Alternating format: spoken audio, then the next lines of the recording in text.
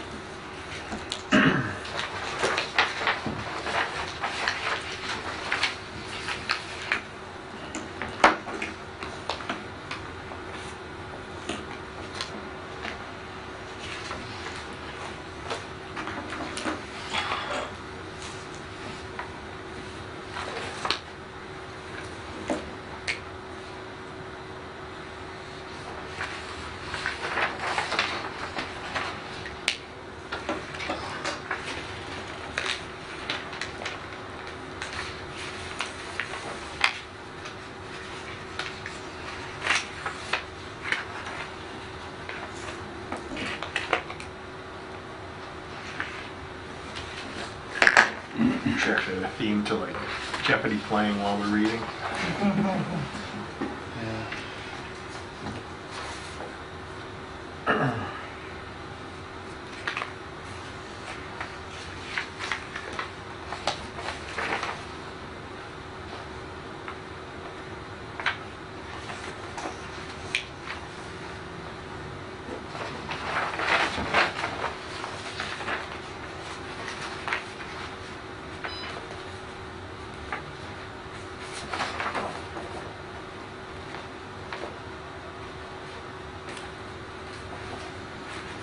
Karen came in late that day, right after Yes. they went to the public hearings. That's Yep. what it was too.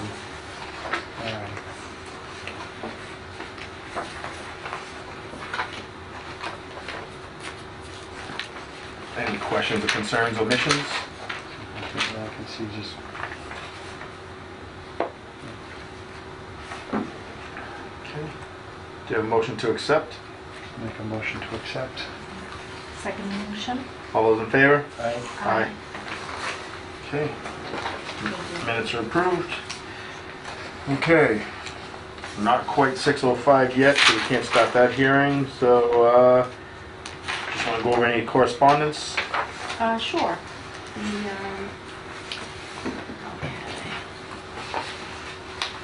So in your packets, you can probably jump down to animal control.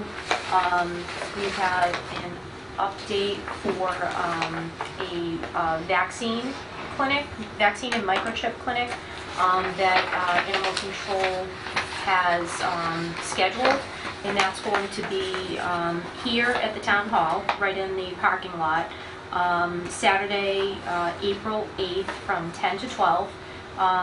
We have been successful with 2 previous clinics last year. We had one in the spring around this time, and then we also had one in the fall. And we've noticed a lot of people coming in to get their animal vaccinated, microchipped, and then also it makes it a little easier having the discounted clinic here. They're able to then get licensed. Because they have to be rabies vaccinated before they can be licensed. So just wanted to let you know about that. Also, Animal Control has a number of reminders going out for licenses are due. So by March 31st, you need to have your dog licensed. So just, you know, we're hoping to just remind at all the meetings from now until then. The animal control officer is also doing some messaging as well, and we will continue to try to increase the licenses since Amy Contois has come on board. We've seen a significant increase in dog licensing. So that takes care of at least one of the things in your packet. All right. So it's 6:06. We're going to open up the hearing on 60 Old Common Road. There's a septic variance request from the Auburn regulations, so it's a local upgrade. That's correct, yes. So 60 Old Common Road, we have a septic plan, and this is for a system repair. And this is for an existing 3-bedroom home.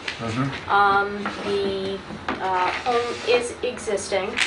We have the house here, and the design has been proposed. It's kind of a, kind of a longer lot here. The plan has gone through a review and a revision, so this is actually the revised plan. The engineer has been responsive and made the necessary changes. However, the request for the variance to the local regulation, in that the system under Auburn's regs has to be designed based on the number of bedrooms plus one. In the past, we have looked at that with some flexibility for existing homes, for giving some flexibility on the system size. So obviously, if it's based on the system design plus one for bedrooms, the field typically has to be larger.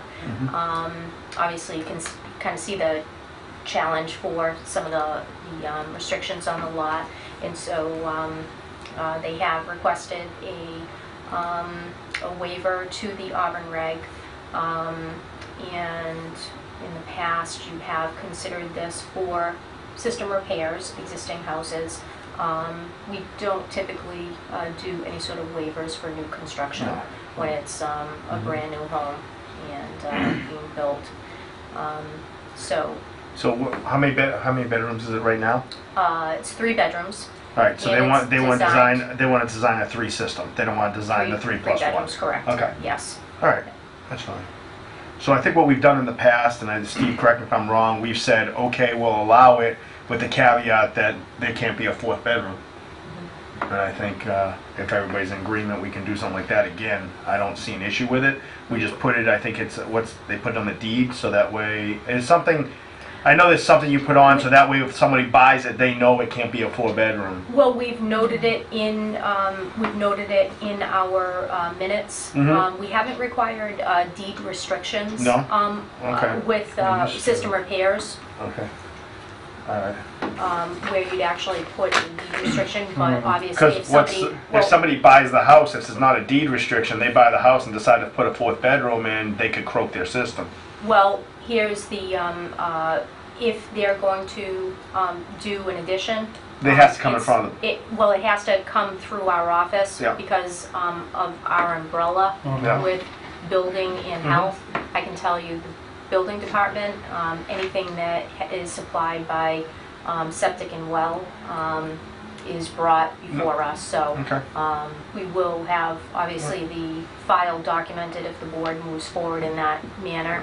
I mean, Eileen and I have, since we've come, all the files are checked before, you know, Okay. in this conversation between There are both some deed departments. restrictions, but that's typically if you're going to allow a variance for lesser bedrooms, still doing like 3 bedrooms, the smallest system you can put in, but you might have a 2-bedroom house. Even if you do that, they don't allow you to go up to a 3-bedroom, and they'll do, the DEP requires lower bedroom count deed restrictions. Okay. So I mean, I can tell you with As long as it's being confidence. checked, Yeah. I mean, you know something, it all comes down to if they croak the system, it's on them, not us. Of course. So, I mean, I look at it that we can put something in there, if they end up doing it, you know, illegally and they croak their system, then that's on them, and then when we go and have to do a new system with them, and they have to dig for repair, we find out it's a 4-bedroom, then Right. they can be fined or whatever you have to do, but yeah, that's fine. I mean, I can tell you that this particular system has had some issues with, for breakout. Okay. So, you know, obviously this is going to be, the upgrade is going to improve the situation Okay. greatly out there. And so, you know, obviously with your consideration, you Yeah. would, They got a 5-outlet D-box on there, so they got a lot of lines. Is it a trench system or? this is, I believe it's a stone and pipe. Okay. Yeah, I thought I saw that. Yep. Oh, right, Yeah, stone and pipe. Oh, okay. Mhm. All right. Where's, is that their well or the neighbor's well? So that is their well. Okay. So this is an example where, you know, I'm kind of glad you brought it up, Steve. This is an example where it's helpful for us to take a look at our well regulations. This well, when you go down, so when you come down his Old Common Road, this is actually, May Lane is very close to here. When you come down May Lane, there's a well. That well is very visible from the road and not too far off. On the curb? And so, you know, it comes down to, you know, the setbacks and making sure that you have, you know, a good amount of distance to protect the well. And this well, I'm sure was put in years and years ago. So it's a matter that, Probably there before the road in May was ever Yeah. put in. Right. Yep. And this easement? So it's my understanding that the person that owns this property also owns the property adjacent.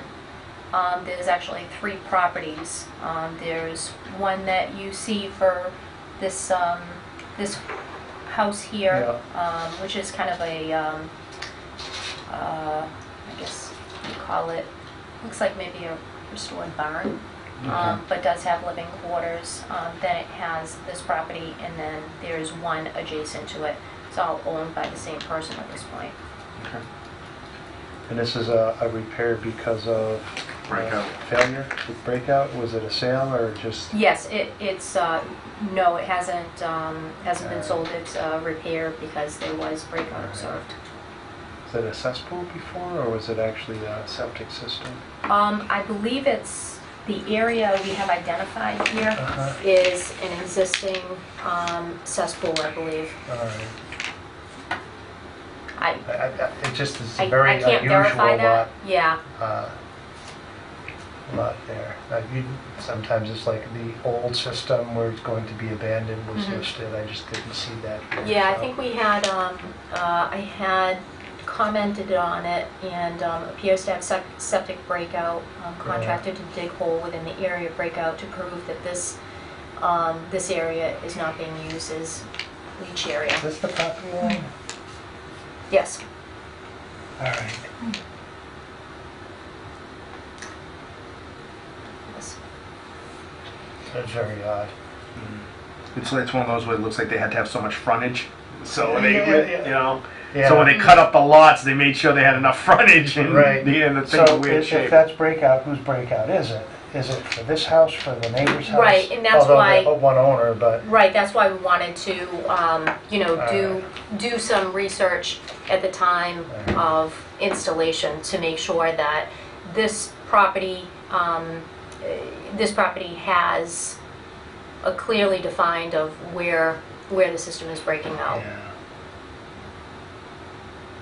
I mean, I'm looking I at, mean, I'm you- looking at the two breakouts. I'm figuring maybe the old system was right around here. You'd break out on both. This That's the is it. benchmark. This is Yeah, the this is a benchmark breakout benchmark, over here. this is probably a tree right here. Yeah, so Yeah. the breakout was over here under this tree, it looks like.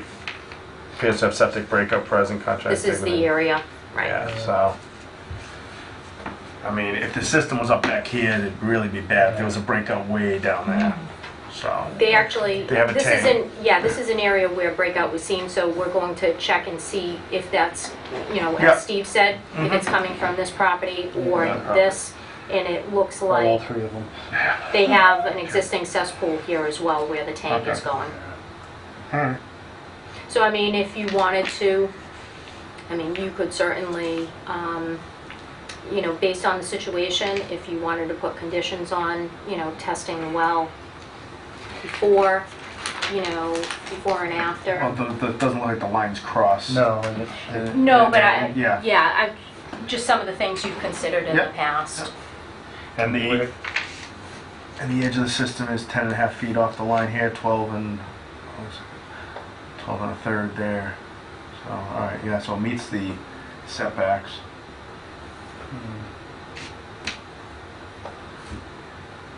Alright. Slope looks good. Comments, concerns, motions? a motion to close the evidentiary discussion on the hearing. Do I have a second? Second motion. How do you vote? Aye. Aye. Aye. And I'll make a motion to grant the requested variance of a three-bedroom system design for a three-bedroom house with the restriction on file that no additional addition to the house be made without upgrade to the system at that time. Do we have a second? Second motion. All right, roll call vote. Steve, how do you vote? Aye. Aye.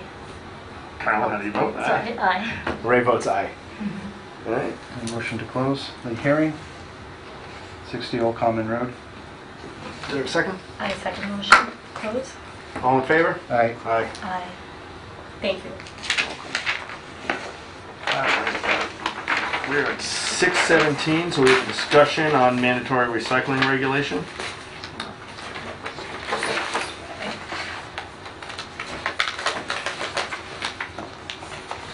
Okay. So I have, know that at the last meeting, I, kind of gave you a update for a lot of items going on in solid waste. And I just wanted to, I had explained that I would bring some samples from other towns for recycling regulations. And I've since been to, with our recycling coordinator, a DEP seminar to kind of review some of the requirements for what a mandatory recycling regulation. They were helpful in kind of showing how some towns have handled, implementing this type of regulation. And I gave you, I guess, 4 that kind of, to me, seemed kind of easy to understand, and also,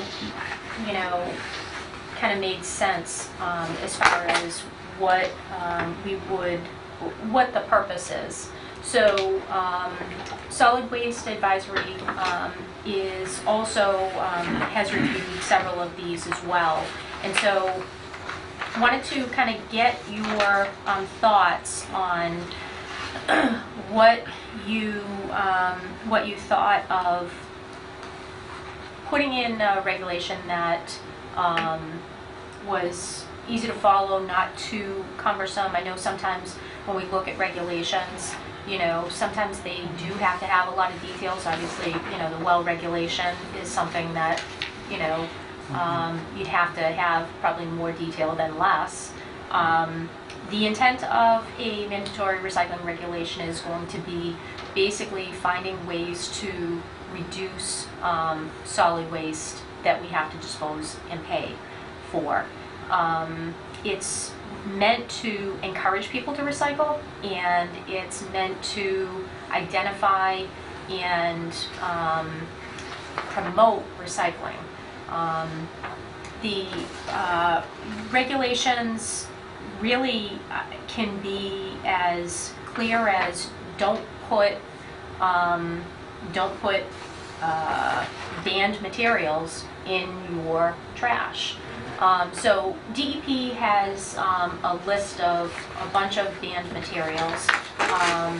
The state has, over the past, I guess, you know, what I've seen over the past year or so with the state is they're trying to really kind of bring to towns the reason why more people should be recycling.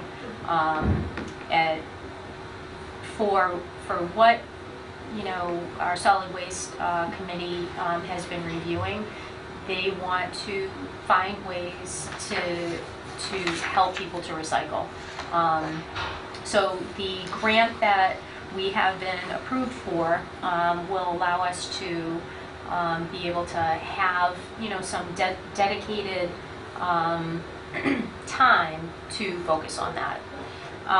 So what I gave you to review, and certainly you can kind of look at those, and we can, you know, kind of talk about what things you like and maybe what things you'd like to see some changes. But one of the, I guess one of the regulations that I seem to like was, you know, they had one in here from Attleboro, and it kind of identified, you know, why you would put a regulation in place, who the regulation would apply to, and then kind of the banned materials, you know. For example, you know, glass containers, metal containers, newspaper, paper. You know, it calls out these materials where if somebody is putting them into the trash right now, it adds weight to the trash. You know, anything that goes into the solid waste container ultimately gets picked up and has to be brought to Wheelabrator to be incinerated. We pay by the ton in order to pay to have that disposed of. So we're fortunate to be kind of in a town, in an area that has awareness of how the whole system works. I think this gives us an opportunity to be able to see what people are doing. Maybe they don't understand how the system works, but explaining, you know, having somebody out in the field, and when they see something, you know, say something to the resident. So we want to educate people. We want to be able to present the regulation in a way that people don't feel threatened. This is supposed to be, you know, something that's positive. But in order to have people pay attention to it, you know, it's a regulation to protect the environment and ultimately to reduce the amount of solid waste that we're paying for. So I thought this was this had some good, easy to follow language. I think some of the other ones that you have here, I mean, literally they were like a one-pager. You know, I mean, the town of Westboro, which, you know, I know Ray probably knows that inside one's and a out. little different because it's not a roadside pickup. It's We not, have a transfer right, you have a station. transfer station. So we do a lot more recycling, but we're still low on the state list. Right. People don't recycle as much, but But I like how I like the fact that they have this really nice, we separate everything out. you know, education Yeah. on the back, and Yeah. it kind of shows, you know, okay, what do you call paper? Okay, so paper, loose leaf, newspaper, magazines, computer paper, glossy paper, you know, cardboard, like what falls under what you consider paper. Then it goes into glass, and then, you know, yard waste. I mean, we're very fortunate too here. You know, I think that, you know, just educating people, not every town, even surrounding us, offers yard waste pickup, like in front of your house. You know, I can tell you just from my experience, you know, when I rake the leaves, I have to bring them to, you know, our transfer station, but you have to load them up, you have to drive them over. So we're fortunate too that we have that as a service that's already built into our contract. Obviously, we don't want, I can't say for sure, but I don't think, you know, we have people putting out bags of leaves in their trash toter, you know? No room. But, right, but you never know, Yeah. you know what I mean? So you wanna identify, okay, yard waste is not something you put in the trash toter, you know? Just like when, you know, it may sound a little bit kind of odd to tell people, hey, you don't put leaves in your trash toter. Yeah, of course I know that. Okay, so please don't put glass in your toter either, you know what I mean? So it's more so like educating and getting that, getting the idea of things that seem normal in routine. We want to apply that to all recycling. Yeah. Textiles is a big thing too. You know, I know we've had a lot of discussions about the donation boxes and how those work in town. You know, I know the zoning bylaw review committee is taking a look at that right now to see if it fits as a zoning bylaw, or, you know, if it makes more sense being a regular general bylaw. So we know we have work to do, but we know there's ways that we can improve what we're doing now.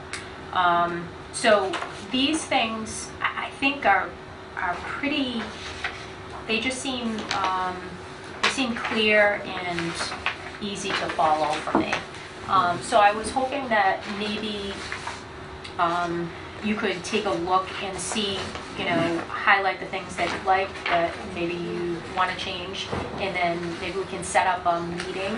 I think I may have referenced it, but maybe have like a working meeting to kind of put something together. You know, I can send out a proposed regulation with your comments, and then we can meet kind of just to review that and be able to, you know, kind of have a joint meeting. I think we had talked about with Solid Waste Advisory to be able to kind of move that forward. Does that sound, are you open to that? Yeah? Okay. All right. So that's kind of the direction that I would suggest that we go. And, you know, if there's other towns that you'd like to see, that's fine, but I kind of took a sample of close and far, and things that don't seem too overwhelming.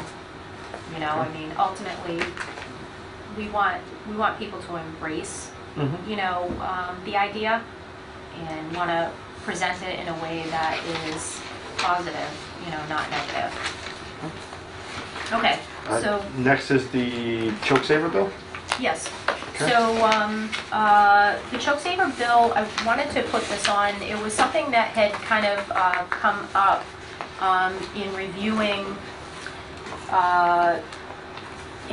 some documents recently, and I noticed that there were some proposals for making some changes to the choke saver bill.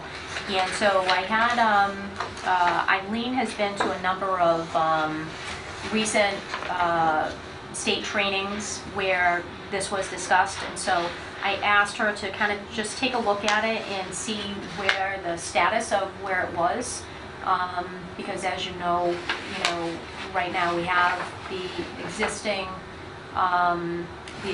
law is that if you have 25 seats or more in a food establishment, you have to have somebody who's trained in as a choke saver.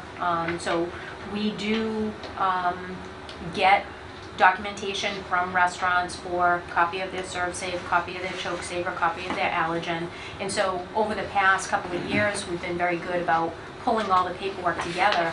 But we've always, I think this board has said in the past, we've always kind of, geez, it's not like somebody's not going to choke. In a 6-seat restaurant. Yeah, so it doesn't make a lot of sense, I think common sense wise, but, they have to address it through legislation. So I just wanted Eileen to kind of give us an update of, what the status is for the bill. Ray, I think you were at some of the meetings as well, that Newton Yep. had first put this forward, and it didn't make it to the floor for a vote. Yep. So when it doesn't make it for the session, they actually have to file it again. Okay. So I did call Representative Balser's office today and spoke with one of her assistants, and they filed it again on February 10th, 2017. They have a docket number, but not a bill number yet. They made a couple just slight changes to a little of the wording. They changed, actually they're going to call it food establishment rather than retail food establishment, which they called it in the past. Mhm. I think, Ray, that has a little bit to do with the changing in the terminology for the new code we want to adopt. Yep. So that was the only change. He said when it gets actually gets a docket bill number, they will be having hearings that people can go to and support it or send letters of support. So we're not there yet, but he expects that we'll be there soon once they get a number. And I think at this point, we wanted to really discuss whether we support it and if we want to be one of the departments that sends a letter of support for it. I've always been in support. I was one of the first ones that said I can choke just as easy in an 8-seat restaurant as I can in a 40-seat restaurant. Right. I realized the reason they did that was to try and save some of the mom and pop stores because of the cost, because it's a yearly thing.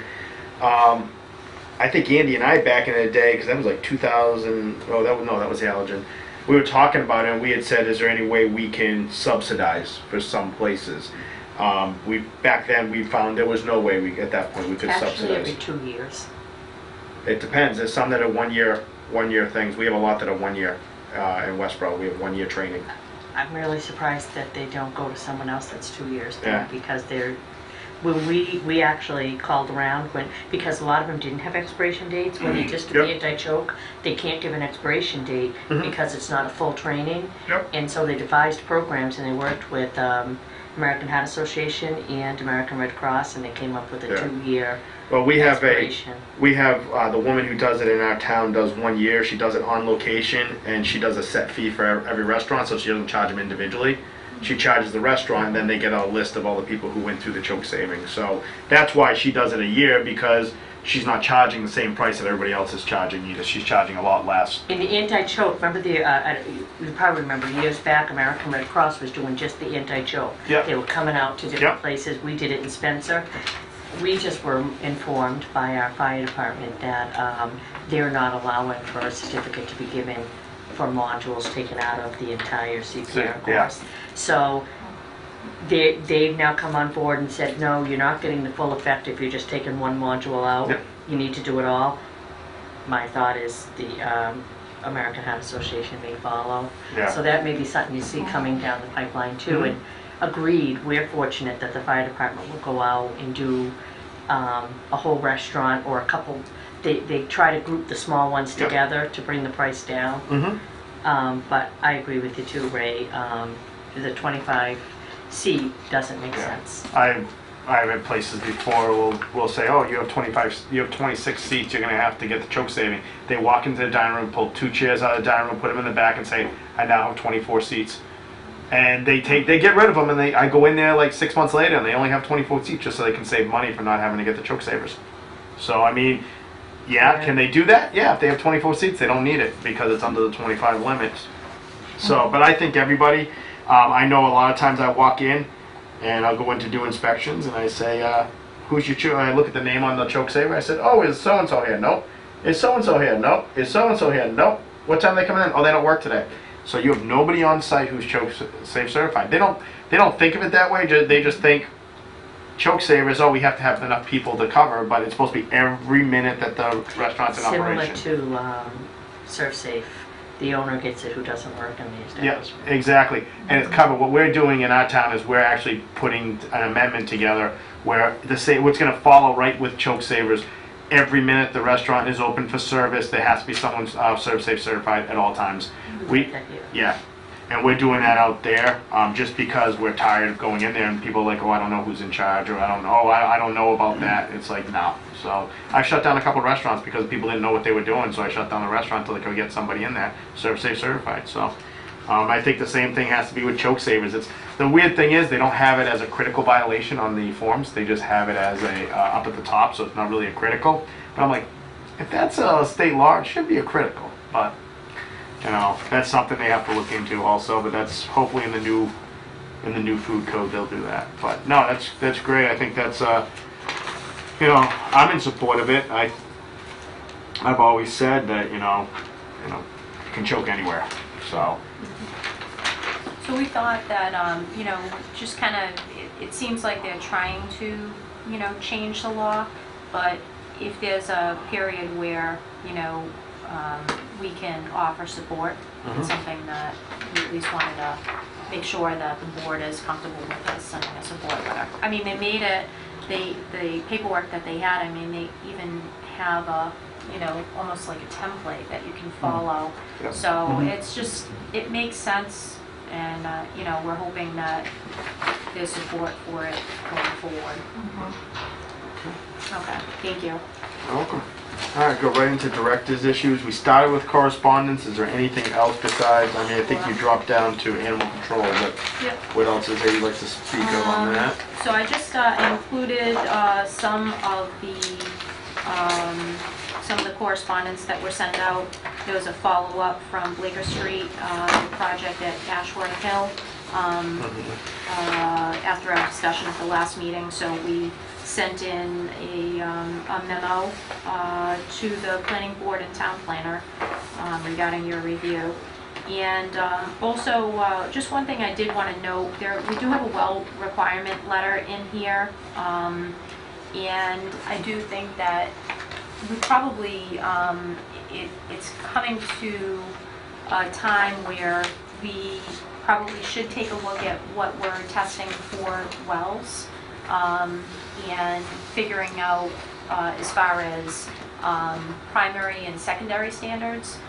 So we've had a lot of wells that have come back just in the past, probably in the past year, where we've seen, you know, they might be high in sodium, for example. So sodium is not a primary parameter, but it is a secondary.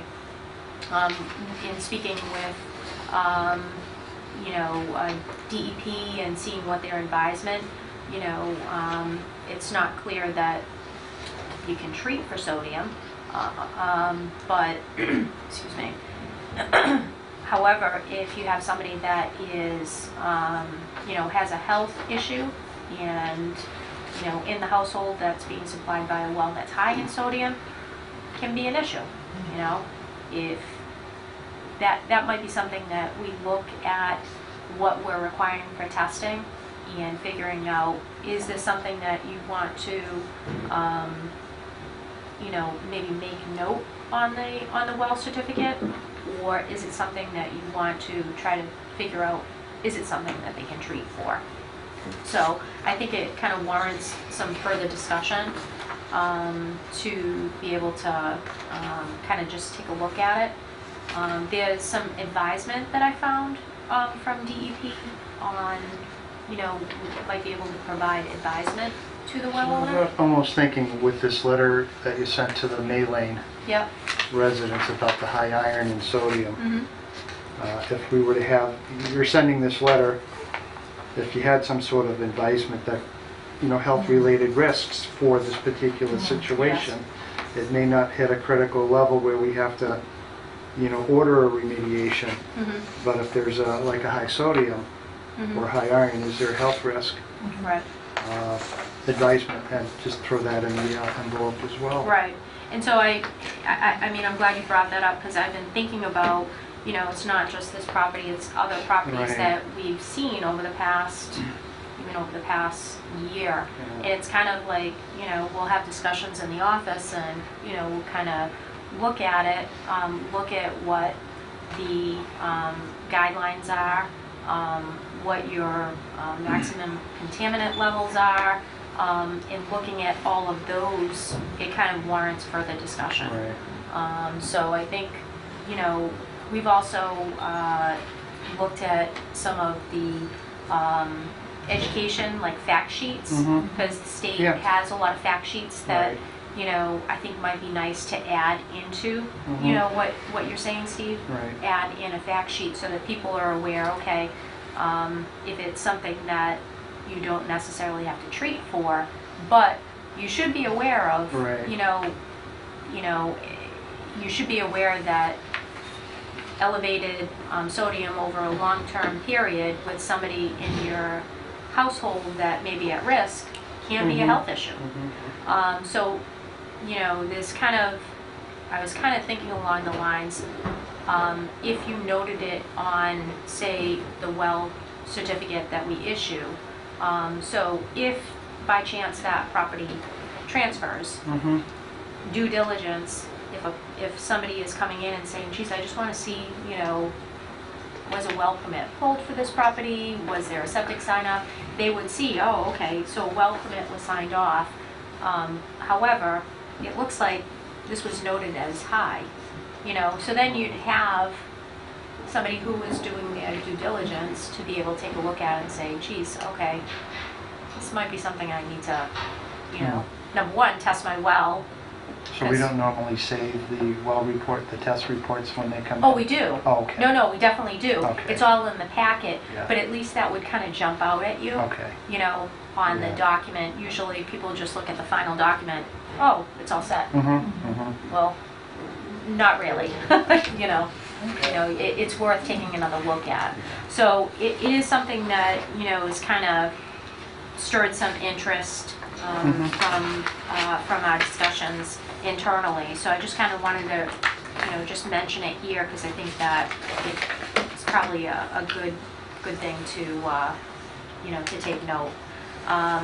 We have, you know, I think there's a lot of regulations that we have that I think are good to have regulations to protect people's health, but it's also good to take a look at them every so often to update them, you know, with what's most current. There's just one other correspondence in there was a housing inspection that was done and an order sent out with a lead determination. So that should be at 4 correspondence. The septic and well, I think I provided you with some of the things that I think are what I'm thinking of moving towards. We don't have any updates for WRTCC, tobacco control. I send you obviously the most recent updates through Tobacco 21. So I send those out as I get them in. Solid waste update. I wanted to let you know the planning has started for the townwide community cleanup. That is sponsored through the chamber, and obviously the town plays a support role to help the chamber do this great cleanup day. So it's going to be Saturday, May 6th, 2017. So not too long away. Already we have a lot of things in place as far as we've already met once, and we have a scheduled meeting in another few weeks.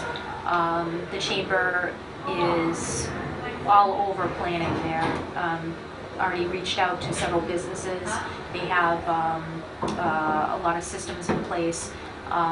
Republic has agreed to donate a roll-off container for metal recycling. So we'll have the chance to take a whole list of metal items, bicycles, I think they do dehumidifiers, a lot of different items, so we'll get that posted. So I know that the chamber is working on getting their flyer out, so that should be coming out very, very soon. Republic has also offered to offer the solid waste containers, so that when the groups go out to actually pick up the trash and recycling items, they have 2 bags. They come back, they'll actually have containers to put them in. So excited about that. So that is typically it's a short window. So I think they start at 7:30, 8 o'clock in the morning. They're done by noontime. Yeah. And do they take like general town volunteers that go out Yes, into the parks absolutely. and stuff? Yeah. So there's several groups already in place that do it on a regular basis.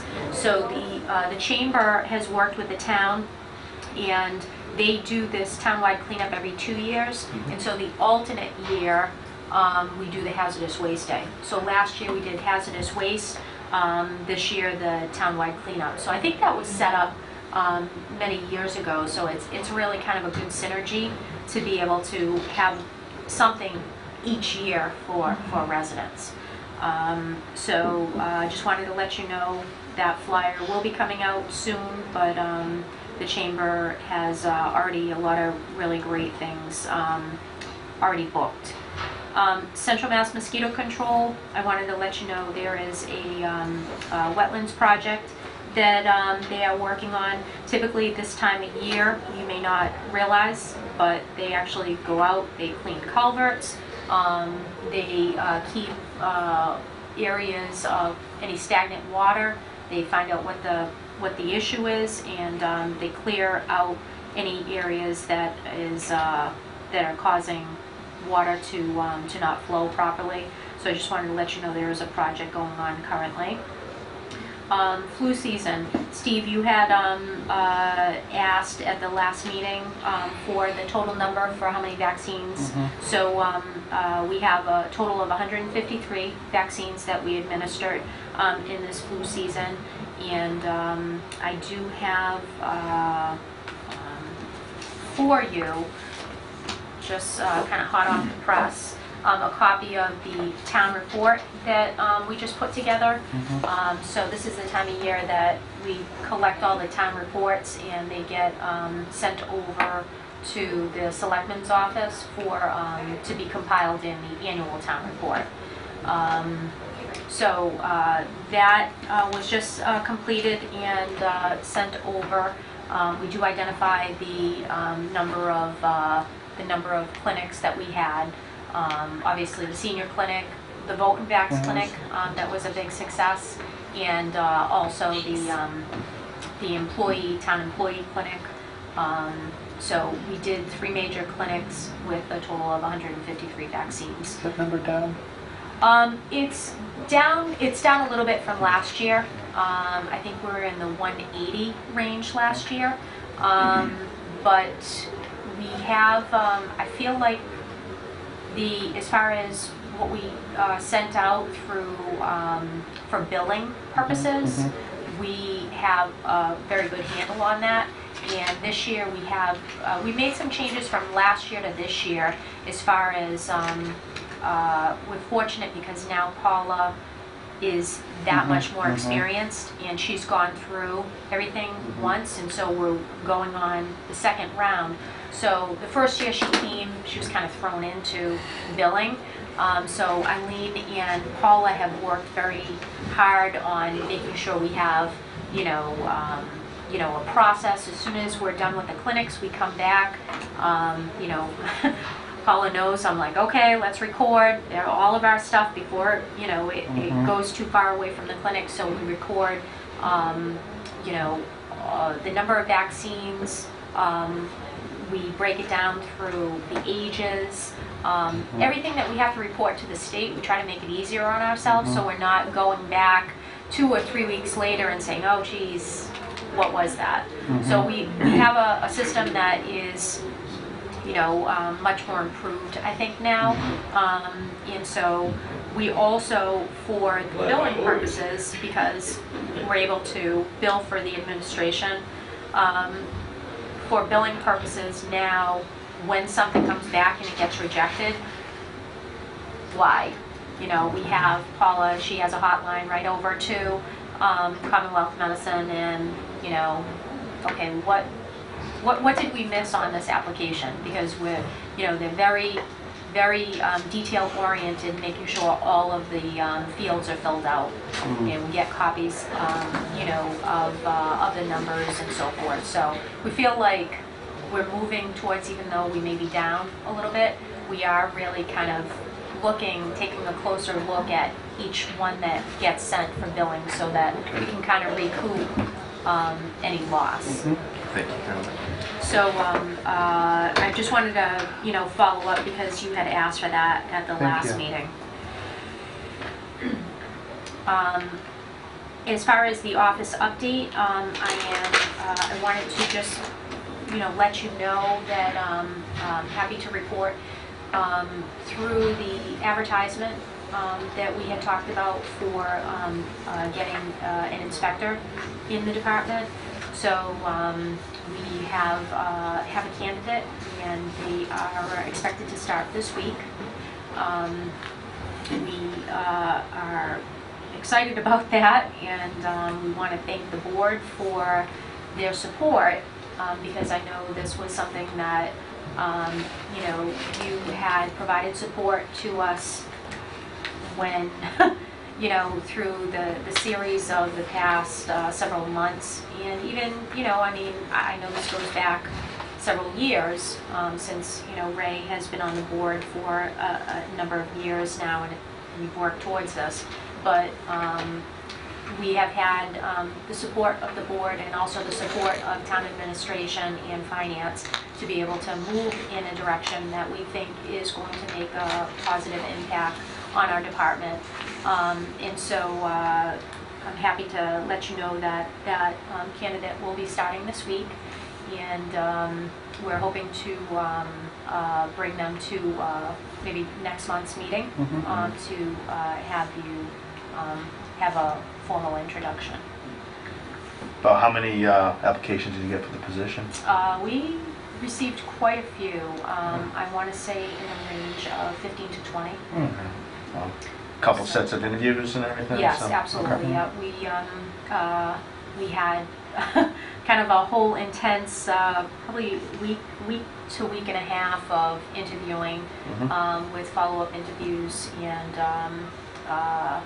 checks and rechecks. So Well, I know. I was in the past. I was on the board, and I was doing the interviews too. It was crazy. I remember we did 14 in 1 week, and then we did 7 and then we did 7 secondary inspections and 3 third inspections. So I mean, it gets busy. yeah. So I'm hoping for the maybe for the March's meeting, we'll be able to kind of introduce you. Okay. And any questions? I know I kind of ran through a whole bunch of things. I went kind of fast. Just trying to move us forward. Questions? No? Okay, wonderful. Communicable disease. I have the Maven report for you.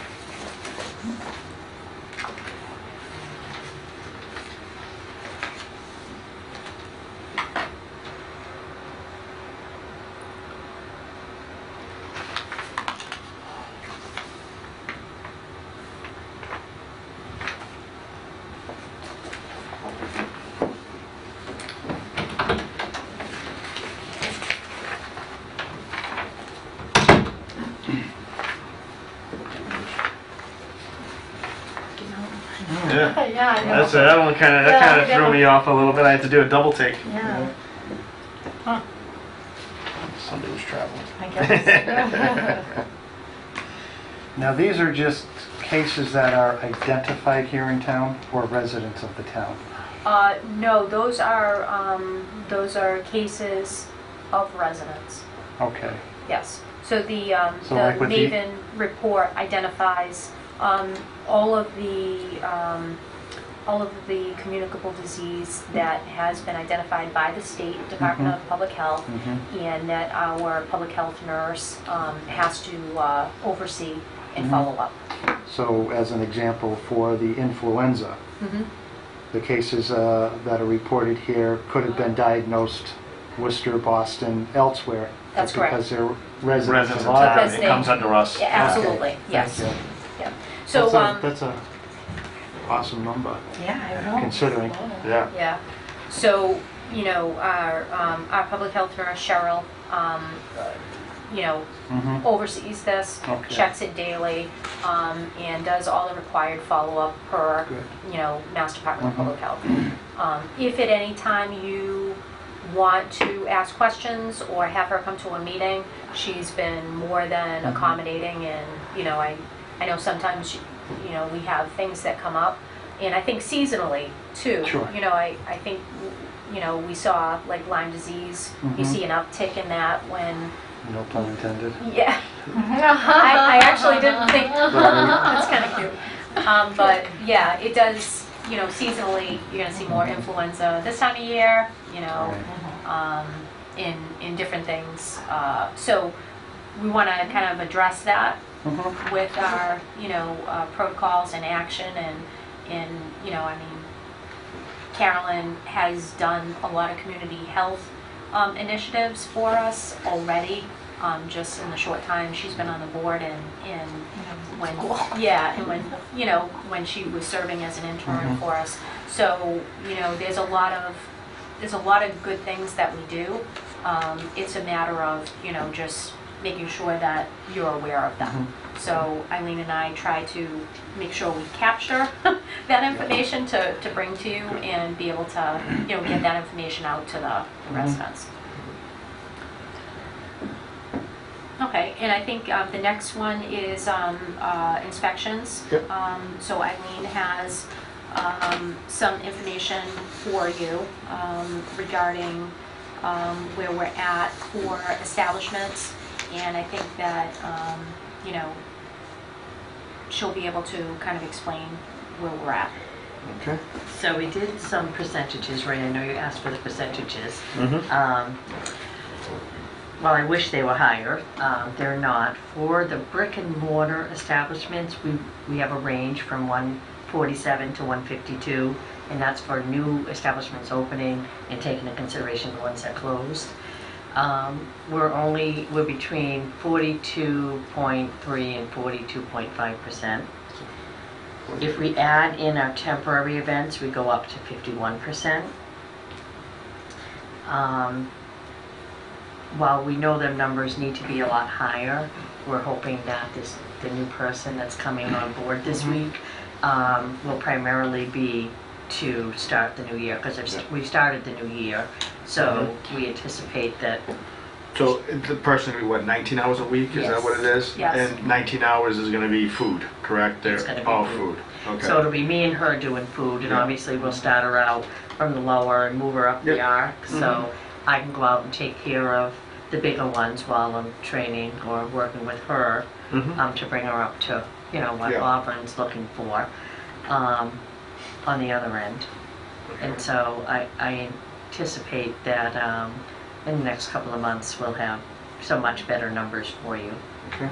And I think it kind of shows you, what, we have a lot of temporary establishments here. I mean, there's not ever a time that, Eileen is not fielding calls for some sort of event, whether that be, the fairs that are, we have through rec and culture at the schools, community events, memorial runs.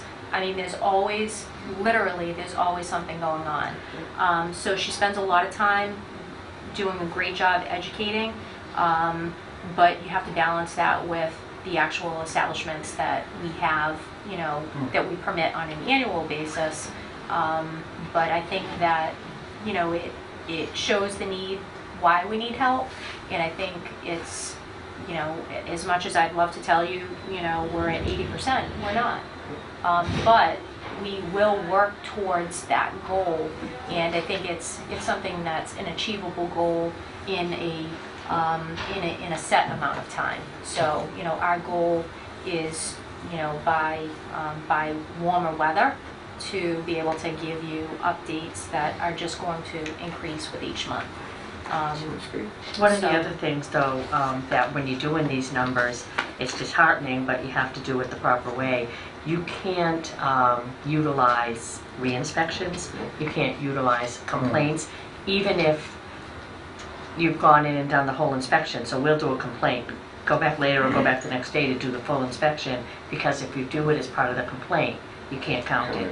So there's several in there that in the span of 3 weeks, I was there 5 times, it counts as one. And so it doesn't add into your percentage. So if you skewed the numbers and were able to add them, the percentage is much higher, which can actually show how much work you're doing out in the restaurants, but it doesn't reflect Yeah. in the actual numbers that you report. Well, those percentages are the state percentages that they want to see. The other thing we do too is we have our own town-wide one that we do. So last year, from January to December, we did 675 food inspections. We have 218 restaurants. So you add the 218 times twice is your 436 plus your re-inspections plus your complaint inspections. So your numbers do skew higher, but we don't go use it as inspection. We just turn in how many inspections we did. So that's what your number you need for the town, so that way they can budget what they need to budget. The state just looks at, the state says we want 100% and that's all we want, and and that's the way they look at it. And I was put on the board in 2008, and Steve was at that same meeting with me, because I actually ran against Steve, and 2010, sorry. And their one thing was to raise the numbers. The numbers were at 37% to 45%. Constantly. So when I was put on the board was to move the numbers up. I got on, ran with Andy. I actually went out on Saturdays and did some inspections. I was at that point a what do you call it, the board, a agent of the board. So I went out and helped him do inspections. We got caught up. We got up. I think him by himself at 55. And after I went back and turned in my report and said, look, he's doing everything he can with everything else. One person cannot get you 100%. So that's when we got the part-time inspector position. We brought that person on part-time. He got our numbers up, but I don't think it was true numbers. He got the numbers up, then he left and went to another job, and then we lost the position again, and then we got the position to be a full-time position. We brought Darlene on, and then we got up, we were in the 68 to 75, and we hit 80 a couple times. But then, because Andy was still doing some then, but then at that point, Andy became the director of inspectional services, and he pulled himself a little bit away from the food, so it dipped a little bit again. And I see that's what happened when Darlene came on. Darlene gave me director of public health and inspectional services, so she's splitting her time between 2 departments, and that was all falling onto you. Well, So, yeah. and that's where the numbers dip, and that's one thing. And there's nothing wrong with Darlene being director of both, but I see that's where it pulls away from public health. When you're taking somebody out of that position and splitting them between 2, we need to backfill that position. And that's why for the past 2 to 3 years I've been saying we need more help, we need more help, we need more help, because we're not backfilling. Because if you spend 20 hours a week on building and stuff like that, it takes away 20 hours from public health. So we have to backfill that position. So 19 hours is going to help us. I expect by June we're going to be at 75 to 80%. Yeah, we're even hoping for higher than that, Yeah. because along with this transition, we lost Paula, who had been here for Yeah. almost 30 years. So while Paula's doing great, it's still a learning curve. Well, Someone has to 'cause- go in there and say, you can inspect and you can re-inspect, but you also need to get it into Munis and get it where it needs to go Yeah. and record it for the state. Yeah. So No. we understand And- where we were and where Yeah. we're going. And I think this is a step in the right direction with the new position, and I think it's going to be good. I mean, and nothing against new Paula, but Paula would sit there and answer questions that she might not be able to answer yet because she Yeah. hasn't been here as long. So someone would call in and say, hey, I'm doing a temporary thing at the church, what do I need?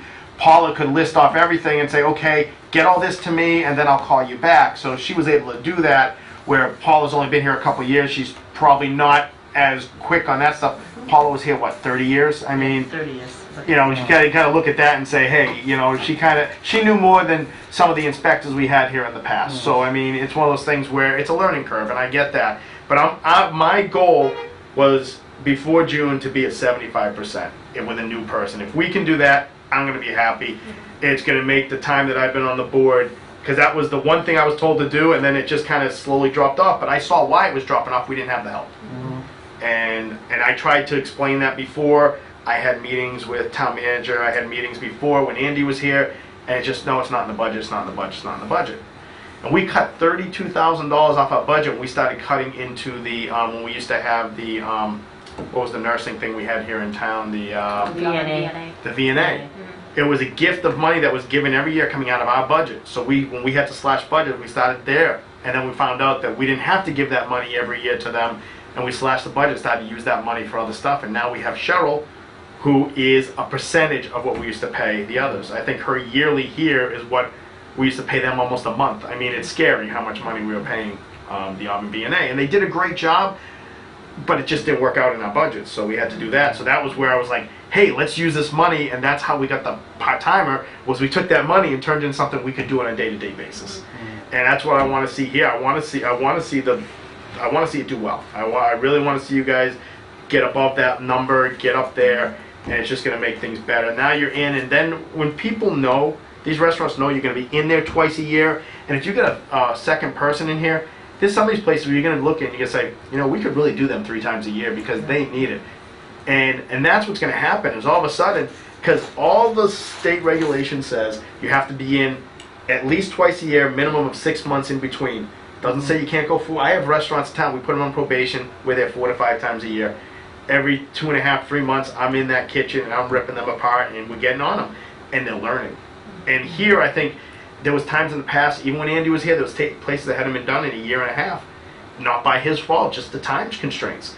And I look at it and say, now, when we get this new person, we're at minimum twice a year. But I'm figuring by May, beginning of June, 75%, I'll be very happy. And then from there, we just build on it. Because now, you train that person, that's why I'm saying it's 75%. You got to train that person, and now they're going to be out on their own all summer long, out on their own. You can be saying, okay, I got the 4th of July thing, you continue doing the restaurants. Keep moving, keep them going. And I think that's where we need to be, and I think that's going to be fine. So I'm happy with that. I'm glad we got a new person in here. I'm glad things are going to look up, and like I said, I'm just going to watch these numbers climb, and I expect them to, and I know they're going to, so I think it's going to be great. I wrote your goal down, Ray, and just to follow up on that, that is exactly what I set up for a spreadsheet for when she comes in. Every inspection, whether it's a re-inspection or not, just coded differently from January to December. So if it's a re-inspection, if it's a complaint inspection, or if it's a full-on routine inspection. And just to let you know, Ray, I know you were had talked a couple months ago about the low risk. Yes. And I have been working on it for a couple of months, and if you do the low risk, there's where you get your automatic free card to go in more than once. If they agree to your highs or your high pluses, you automatically get 2+ on any ones that they agree are H's or H+. Yep. I don't know if we do want to only go once to some of the others, but if we put it in place, it's still a choice. Yeah, it's a choice. It's a choice.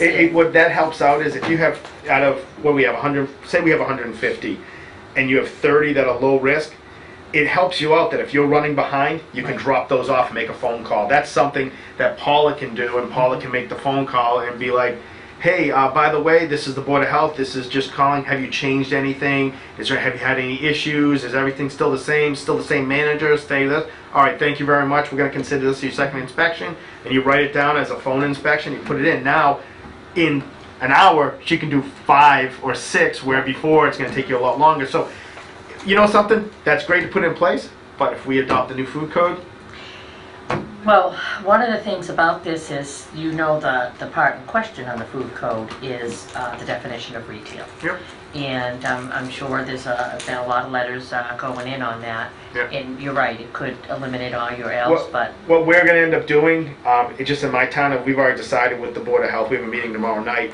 Even if we adopt the food code, we're still gonna we're not gonna take those off our inspection list. Because we do have Marshalls, and we have Home Goods, and where they have candy and soda and stuff like that. So yeah, we don't have to do them, but I've been in some of these low risk where the way they're packaging the food, I found broken bags at Marshalls, I found this, and I get nervous. So I said, well, we're not gonna get rid of them. But it just gives you that opportunity that you don't have to do them if they're not on the thing, Yeah. so. there's also all the hazards that can happen in any commercial Yep. business, and Flooding, all that we're stuff. the ones Yep. protecting them type of Exactly. hazards. So I Can't serve don't in like the whole deal with them with the new food code saying, oh, these you can just pull right off your list. To me, any place that carries food should be on our list. And then we can just work it out how we want to work it out Yep. and go from there. So, well, thank you. And I do think that, because your time and because this entire board, because you've had those conversations over the years, I mean, yeah, it didn't happen immediately, but It sunk in. It took a while. definitely, town administration, I can't tell you how supportive they are to, they want to help us do what we need to do. They recognize, the work that we're doing, we need help doing it. Mhm. So, I'm confident that, as we're in February, so I mean, as we move forward, you'll be able to see success Good. and improvement, so, thank you. Thank you. So I wanted to see, we have down here what we would normally schedule for meetings. March 13th and 27th would be the, I think the 2nd and the 4th. Yep. But I wanted to see, would you be open to meeting sooner if it was like a kind of a shortened version, not the whole meeting, but just to kind of look at, the solid waste regulation? Yeah, I have no problem with that. If you wanted to do that at the beginning of the month, Yeah, that would be that's what you great. want to do. I'm thinking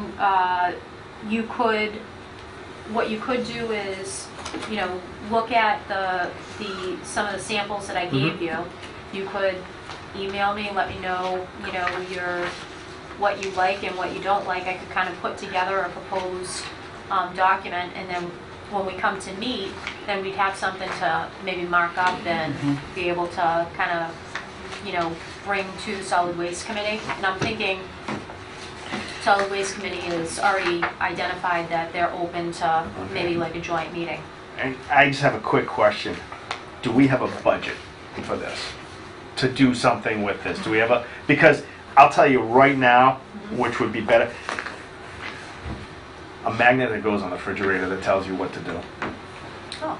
Because I'll tell you what, there's times where I go, oh, can I recycle this or not? And I have to go look to find that sheet you got at the beginning of the year. My wife has it taped up inside of one of the cabinets. I got to go look for it. It gets torn, it gets ripped. Right. But some kind of magnet. I mean, sometimes you see the guy, the gentleman in town, a couple of the different insurance agencies, get the small magnet on the back. They have the picture on the top. Then they have like all the phone numbers for town Right. on it. Yeah, yeah. Something like that Very nice. with a list of recyclables. Now, people will have that handy. It's going to help them recycle. To me, it's like all this stuff is well and good. Who's going to read it? I mean, it's great to have, and I think we should put something together and send it out. But I'm thinking if you had something that you could post somewhere on your wall going outside to your trash, Right. hey, remember, this goes in your recycling, cut down on your trash, it might help out.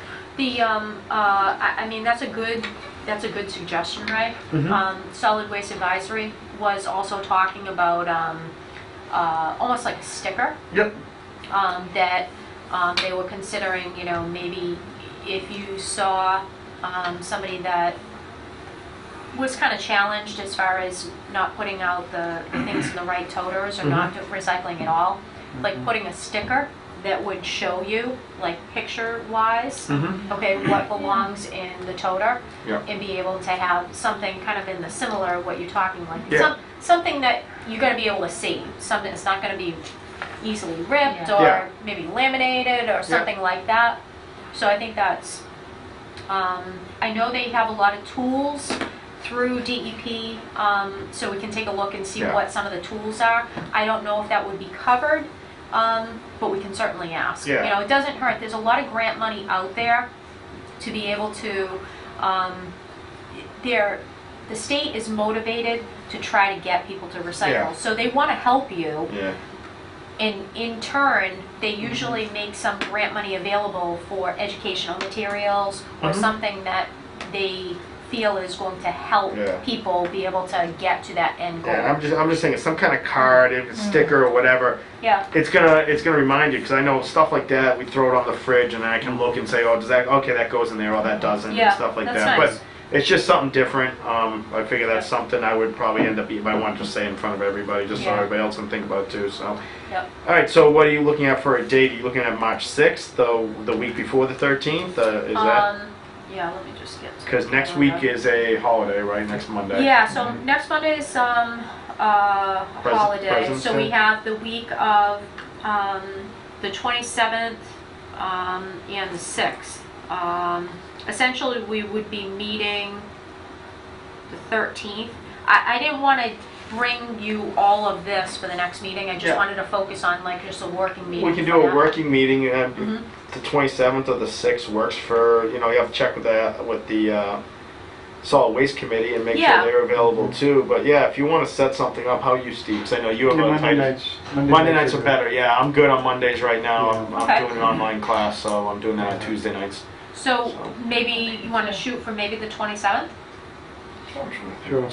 Yeah, that should be fine. I don't see And then I Oh. can see if, I'm February. sorry, February, 2 weeks from now? 2 weeks from today? Yeah, I think, to me, that works for me, I believe. I don't see an issue. Like I said, Monday nights have been fine, so.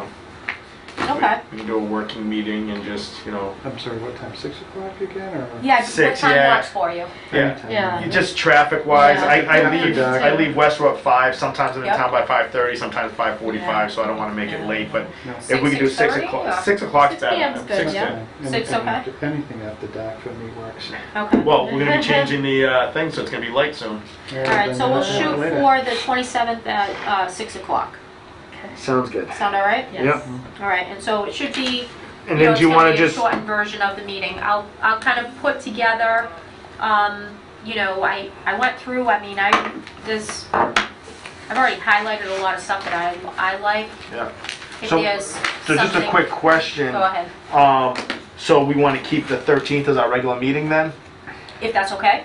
Yeah, we gotta have a meeting in March, so Yeah. if you want to do, I mean, what we could do is if there's nothing pressing, maybe we. we push it go off. to- Right, we could go, but at least we So, hold the Let's hold the let's spot. leave the 13th and the 17th, the 27th on, and let us know on the 27th, Yeah. how you think we're looking for the next two, and then we Sure. can move if we have to. I just wanna make sure we grab one every month. Sure, yep, So- absolutely. Okay, yep, that works. All right? Anything else to add?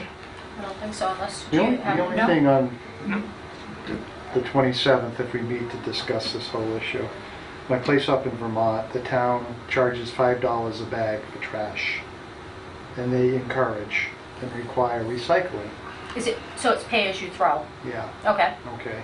So at $5 a bag, I'm being very cautious as to what goes in trash, what goes in recycling. My wife is like, everything goes in one bucket. We have the composters yes. available for sale. Mhm. I had intended to find a sorter that will be appropriate for in-the-house trash. I mean, we've got them in the parks, bottles and recyclables and trash. Oh, you mean like having like an actual physical Sorter separation? device Yep, inside a house. Just as a thought, yeah. and I'll try to look around as well, but could we find something that we could purchase and sell at a reduced rate to the town people who Oh, might be that's nice. interested in it? Yeah, good idea. But just another thought, as far as I know, the eliminated, Mhm. what goes, what doesn't go. Mm-hmm. So I that's know I've another seen option. the ones that obviously, you recognize, you see at the parks and stuff. So we have a Yeah. lot of containers like that. I'd have to, That wouldn't I'd have work to in the look to kitchen. see, yeah, no, But, I'd have to look for yeah. something like like a residential Right. version on a smaller version. Right. Like, I can tell you, I mean, at my house, I have 3 Yeah. So I have my trash, I have, actually there's 4. So I have my trash, I have one for paper, Mm-hmm. I have one for cans and bottles, and then because we have a pellet stove, I have one bucket that I just save the plastic bags, Mhm, because the bags we can recycle Yeah. at our transfer station, but that's not in this town. Right. Yeah, Um, but we also have single stream too, so. Yeah. Right, You know, so it's just yeah, really a that's trash, nice. trash and then a recycle. Yeah. Yeah, because I have 2 bins at home. I have the bin and a trash bin, Mm-hmm. Mhm. and then we put our plastic bags in one until my wife goes grocery shopping, and they go inside the grocery there and get rid Right. of them that way. Yeah. So, yeah, I understand what you're saying too, to make it easier, and Is it something that's actually feasible? I don't know who the vendor Right. is that you get the No, it's a composters great from. idea. I can speak with solid waste and Yeah. also our recycling coordinator to see if there's, again, because there might be grant money that we can use Right. to start a program, just like we did for, like we have the compost bins. Mhm. So we have like a revolving account for the Mhm. compost bins. The newer thing, I say new, within the past year, now we have the rain barrels. Mhm. You know, so there was a grant Mhm. that we were able to get rain barrels to sell those at a reduced rate. So the kitchen scrap buckets, the small little scrap buckets Right. for $10. So those are all things that have come upon us in the past 2 to 3 years. Right. So the state gives you, some money to point you in the right direction. Right. So I like the idea, and we can certainly see if there's, maybe we can get some seed money from the state Mhm. to be able to sell, like separators, Right. because I think if you make it easy, people will do it, It's just, if it's too much and you have to worry about the kids and the dog and the cat and Right. life in general, Yeah. it's not a priority, But you make it easy, people do it. Out of sight, out of mind, or, Yeah, Yeah. we used to, in the restaurant business, we call it KISS, keep it simple, Yeah. stupid. exactly. And that's Thank it, you. that's all it was, so. All right. Thank you very much Thank for you. your input. Motion to So- adjourn? I second motion to adjourn. All in favor? Aye, Aye. thank you. Good night.